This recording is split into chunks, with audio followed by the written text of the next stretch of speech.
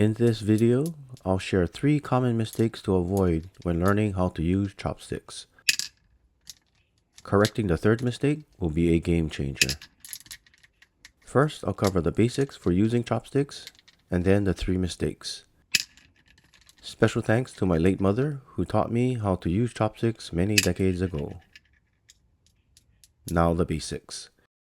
Place the halfway point of the bottom chopstick on your ring finger, between the fingertip and first knuckle. Rest the back end of the chopstick at the base of your thumb, with your thumb pointing up, and apply slight pressure with your thumb to hold the chopstick in place.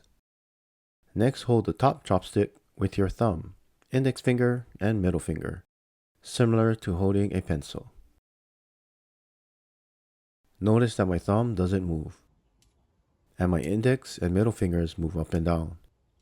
My index finger pushes down, and my middle finger lifts up. Open, close, open, close. Now the 3 mistakes. Number 1 is learning with round, smooth chopsticks.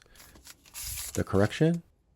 Grab a pair of disposable chopsticks and use them to practice with. The square edges and roughness will be easier to hold and less likely to slip in your fingers. Mistake number 2 is not properly practicing. The correction? Start with Cheetos or something similar that is relatively easy to grab and progress from there. Practice over and over until you get the hang of it, and then impress your family and friends.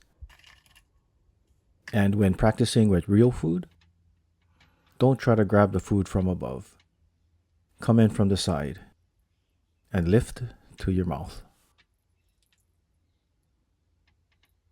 Mistake number 3 is literally holding the top chopstick like a pencil because this restricts its movement. The correction is to slide your thumb back, with the inside edge of your thumb positioned about midway between the first and second knuckle of your index finger. This will allow room for the chopstick to move like a lever or a seesaw. With your thumb stationary, the inside edge of your thumb will be the pivot point. A close-up shows the pivot point and the chopstick slightly twisting or rotating.